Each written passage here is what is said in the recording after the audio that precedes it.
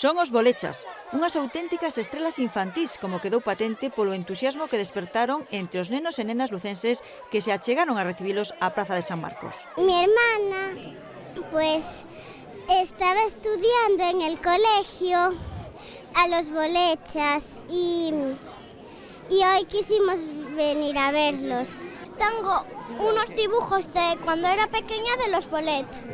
Los bolechas, que nos apetecía verlos y nos gusta mucho verlos y como van a entregar los libros. E que a visita dos bolechas a Lugo tiña un dobre obxectivo.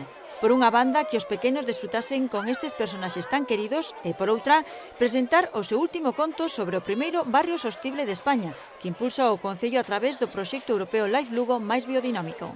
Polo tanto, un orgullo, unha satisfacción que Lugo sexa vanguardista en este tema, que Lugo sexa unha cidade moi concienciada con medio ambiente, que queremos crecer como cidade, pero queremos facelo desde un ámbito e unha perspectiva medioambiental, sendo sostible medioambientalmente e utilizando a materia prima como a madeira como elemento estructural e, polo tanto, tamén teremos o primeiro edificio verde de Galicia construído íntegramente, a parte estructural, con madeira e madeira de Galicia. A Deputación que apoia este proxecto europeo sumouse ao recibimento dos bolechas. Con esta iniciativa o que facemos é, pois eso, a través dos nosos materiales, das nosas materias primas, construir unha cidade, un barrio máis amable co medio ambiente, polo tanto tamén coas persoas que habitan en el. E os bolechas son os embaixadores para a xente do futuro, para ese barrio do futuro tamén. De feito, estes irmáns tan especiais son un vehículo excepcional para que os nenos desde moi pequenos aprendan hábitos saudables dun xeito moi divertido. Pareceme moi ben, porque son uns contos moi curtos, onde aprenden moitas cousas,